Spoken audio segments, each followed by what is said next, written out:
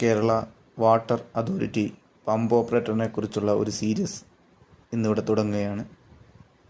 ആദ്യം നമുക്ക് സിലബസ് ഒന്ന് നോക്കാം. സിലബസിൽ ആദ്യം ഫണ്ടമെൻ്റൽ ഇലക്ട്രിസിറ്റി,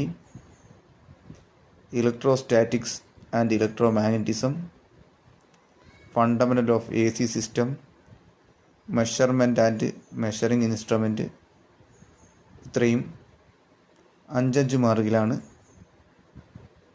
നമ്മുടെ സിലബസിൽ ഉൾക്കൊള്ളിച്ചിരിക്കുന്നത്.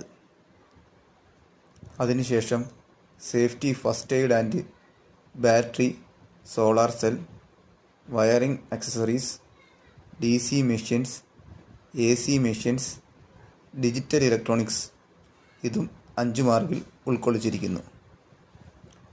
പവർ ഇലക്ട്രോണിക്സും 5 മാർക്കിൽ ഉൾക്കൊള്ളിച്ചിരിക്കുന്നു. അതിനുശേഷം മെക്കാനിക്കൽ ഭാഗത്തേക്ക് കടക്കുന്നു. അവിടെ pump and fastening, engines, basic electricity, ഇത് 10 വീതം മാർക്കിലാണ് ഉൾക്കൊള്ളിച്ചിരിക്കുന്നത്. Power transmission and fluid valves, ഇതും 10 മാർക്ക് വീതം സിലബസിൽ ഉൾക്കൊള്ളിച്ചിരിക്കുന്നു. ഇതോടുകൂടി നമ്മുടെ സിലബസ് പൂർണ്ണമാകും. തുടർന്ന് വരുന്ന ഓരോ വീഡിയോകളിലും ഡീറ്റെയിൽഡ് ക്വസ്റ്റ്യൻ ആൻഡ് ആൻസറിനെ കുറിച്ച് പ്രതിപാദിക്കുന്നതായിരിക്കും.